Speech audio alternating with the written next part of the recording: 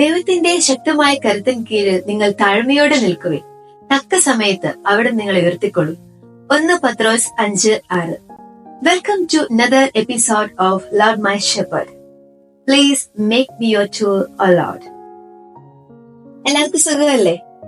ഇപ്പൊ നമ്മൾ ഇന്ന് ഡെയിലി ലൈഫിൽ അനുഭവിക്കുന്ന ഒരു കാര്യമാണല്ലോ നമുക്ക് ജീവിതത്തിൽ ഇങ്ങനെ തടസ്സങ്ങൾ ഉണ്ടാകുന്നത്, അല്ലെങ്കിൽ ചില കാര്യങ്ങൾ നടക്കാതെ ഒരു കാലതാമസം വരുന്നത്. അതിനെക്കുറിച്ച് അതിലെങ്ങനെ നമുക്ക് ദൈവത്തിനെ മഹത്വപ്പെടുത്താമെന്ന് കാണാം. ഇപ്പൊ നമുക്ക് നമ്മള് ഈശോയുടെ അടുത്ത് കുറെ അപേക്ഷകളൊക്കെ ആയിട്ട് പോകുമ്പോൾ ചിലപ്പോ ചില പ്രാർത്ഥനകൾ നടന്നു കിട്ടണമെന്നില്ല, അല്ലെ? ചിലപ്പോ കുറെ ടൈം എടുക്കും അതൊക്കെ നടക്കാൻ. അത് അങ്ങനെ വരുമ്പോ നമ്മള് ഒട്ടും ഡെസ്പായി പോവാതെ ദൈവത്തിൽ വിശ്വസിച്ച് മുന്നേറണം. കാരണം അതിന് ചില കാര്യങ്ങൾ നടക്കാൻ കുറച്ച് താമസം ഉണ്ടാകാം. അത് വേറെ ഒന്നും കൊണ്ടായിരിക്കില്ല. ചിലപ്പോ നമുക്ക് കിട്ടാൻ പോകുന്ന ഗിഫ്റ്റ് അത്രയും പ്രഷ്യസ് ആയിരിക്കും. അപ്പൊ അതിനു വേണ്ടി നമ്മളെ പ്രിപ്പയർഡ് ആക്കുന്നതാണ്. നമ്മൾ അത്രയും വലിയൊരു ഗിഫ്റ്റ് ഒക്കെ തരുമോ അത് മെയിൻറ്റെയിൻ ചെയ്യണ്ടേ, അത് കണ്ടിന്യൂ ചെയ്യണ്ടേ. ഫോർ എക്സാമ്പിൾ, ദൈവത്തിന്റെ ഒരു പദ്ധതിക്ക് വേണ്ടിയിട്ട് നമ്മളെ നിയോഗിക്കുകയാണെങ്കിൽ അത് നിലനിർത്തി പോവാന്ന് പറഞ്ഞാൽ ഭയങ്കര ബുദ്ധിമുട്ടുള്ള ഒരു കാര്യമാണ്. കണ്ടമാനം പ്രലോഭനങ്ങൾ നേരിടാൻ ചാൻസ് ഉള്ള ഒരു മേഖലയാണ്. അപ്പം അങ്ങനെയുള്ള ഒരു ഏരിയയിലേക്ക് നമ്മളെ സെലക്ട് ചെയ്യുമ്പോൾ നമ്മൾ അത്രയും ആപ്റ്റ് ആയിട്ട് നമ്മളെ ഒരുക്കി ദൈവം കൊണ്ടുവരും. ഫോർ എക്സാമ്പിൾ, നമ്മൾ വലിയ IAS-കാർക്കൊക്കെ ഉള്ള എൻട്രൻസ് എക്സാം ഒക്കെ അറിയില്ലേ? എളുപ്പമാണോ? അല്ല, അത്രയും എല്ലാവർക്കും പോയിട്ട് എഴുതി എളുപ്പം കിട്ടുന്ന കാര്യമല്ലല്ലോ.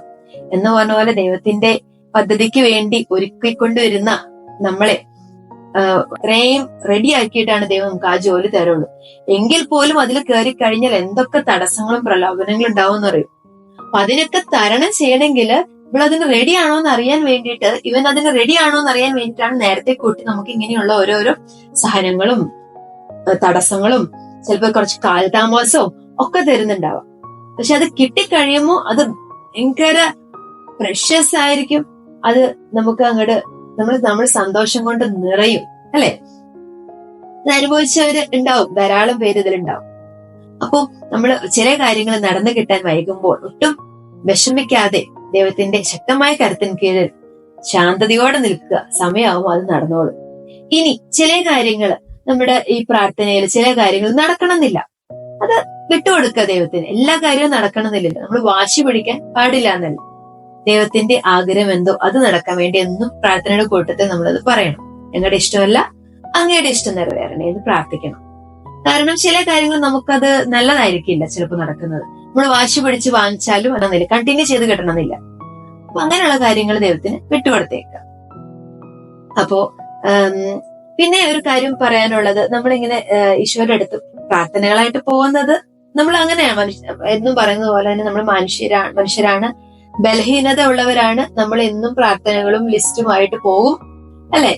പക്ഷെ കഴിയുമെങ്കിൽ നമ്മൾ അപേക്ഷകളിൽ ഇങ്ങനെ നിരത്തുന്നതിന് പകരം ദൈവത്തിനെ സ്നേഹിക്കാൻ പറ്റുവാണെങ്കിൽ അത് one of the top most thing ആണ്. എളുപ്പമല്ല, പക്ഷെ ട്രൈ ചെയ്യണം. അറ്റ്ലീസ്റ്റ് എപ്പോഴും പോയി ചെയ്യാൻ ഇങ്ങനെ ശല്യപ്പെടുത്താതെ ഈശോനെ സ്നേഹിക്കാൻ പറ്റുകയാണെങ്കിൽ അത് ഭയങ്കര ഒരു സന്തോഷമുള്ള ഒരു കാര്യമായിരിക്കും. കാരണം ഞാൻ മുൻപ് ഉള്ള വ്ളോഗുകളിൽ പറഞ്ഞ പോലെ നിശബ്ദതയിൽ ദൈവത്തിന്റെ അടുത്ത് സ്പെൻഡ് ചെയ്യാനും ആരാധനയ്ക്ക് പോവാനും അങ്ങനെ ദൈവത്തിനെ സ്നേഹിക്കാൻ പറ്റിക്കഴിഞ്ഞാൽ നമ്മളുടെ ഉള്ളിലുള്ള നമ്മൾ അറിയാത്തതായ ആഗ്രഹങ്ങൾ പോലും നടത്തി കിട്ടും. നമ്മൾ ചിലപ്പോൾ ഇങ്ങനെ നടന്നു കിട്ടുമ്പോഴായിരിക്കും ഇങ്ങനെയുള്ള ആഗ്രഹമൊക്കെ എനിക്ക് ഉണ്ടായല്ലോ, ഇതൊക്കെ ഞാൻ പറഞ്ഞിട്ടില്ലല്ലോ, എന്നിട്ട് നടന്നു കിട്ടിയ എങ്ങനെയാന്ന് നമ്മൾ തോന്നിപ്പോകും. അപ്പൊ നമുക്ക് ഏറ്റവും ഇഷ്ടമുള്ള ഒരാള്, ഇപ്പൊ എക്സാം നമ്മുടെ പാരന്റ്സ് ആകാം, ഹസ്ബൻഡ്, മക്കൾ എന്നൊക്കെ ചിന്തിച്ചു നോക്കി. അവരോടുള്ള നമ്മുടെ സ്നേഹം ഈ ഗീവ് ആൻഡ് ടേക്ക് അവേ സ്നേഹമാണോ? ഞാൻ ഇങ്ങോട്ട് തരുന്നു, നീ ഇന്നത് വാങ്ങിക്കും, അങ്ങനെയല്ലല്ലോ. അവർ ആത്മാർത്ഥമായിട്ട് സ്നേഹിക്കുന്നു.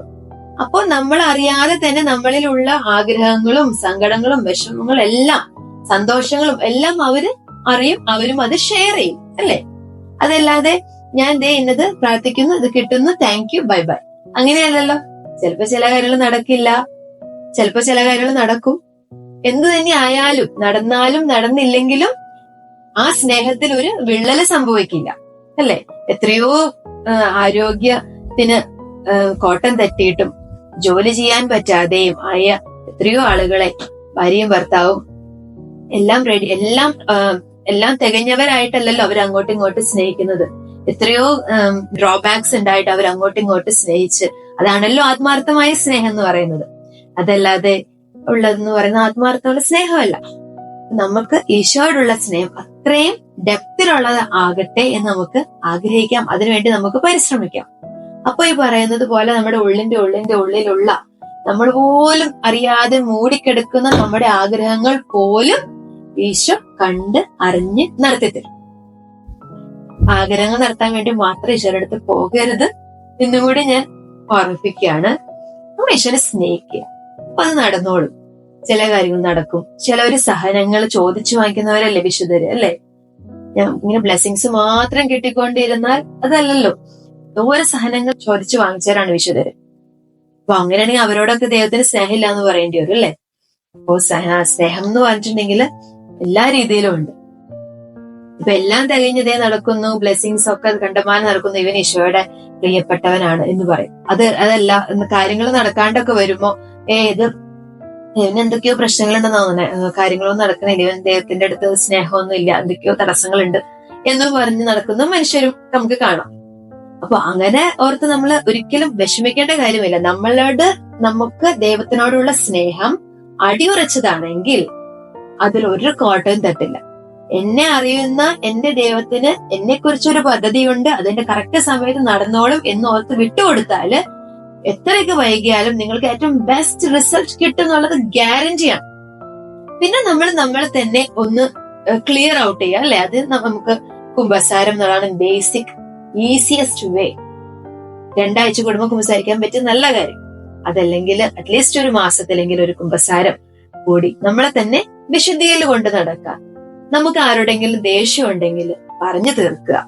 കാരണം നമുക്കറിയാം, ആരോടും ദേഷ്യമോ സ്നേഹക്കുറവോ കാണിച്ചാല് ചിലപ്പോ നമുക്ക് ദൈവത്തിന്റെ ബ്ലെസ്സിങ്സ് കിട്ടണമെന്നില്ല. അതാണല്ലോ ബേസിക് തിങ്. നിങ്ങൾ മറ്റുള്ളവരെ സ്നേഹിക്കാനാണ് ദൈവം പറഞ്ഞേക്കുന്നത്. അപ്പൊ എല്ലാ കാര്യങ്ങളും നടന്നു കിട്ടും. ഇത്രയും എല്ലാം ക്ലിയർ ചെയ്തിട്ടും ഒരു കാര്യം നടക്കണില്ലെങ്കിൽ അത് എന്റെ ഈശോയ്ക്ക് അറിയാം, ഞാൻ ആൾക്ക് വിട്ടുകൊടുത്തിട്ടുണ്ട്, ആരും അതിനെ കുറിച്ച് ടെൻഷൻ അടിക്കണ്ട എന്ന് പറഞ്ഞ് ഉള്ള ആ ഒരു ധൈര്യം നമുക്ക് ഉണ്ടാവണം. അപ്പൊ താങ്ക് യു. ഹൃദയശാന്തതയും എളിമയുമുള്ള ഈശോ, എന്റെ ഹൃദയം അങ്ങയുടെ ഹൃദയത്തിന് അനുയോജ്യമാക്കണമേ. പിതാവിന്റെയും പുത്രന്റെയും പരിശുദ്ധാത്മാവിന്റെ നാമത്തിൽ ആമേൻ. Bye bye. See U.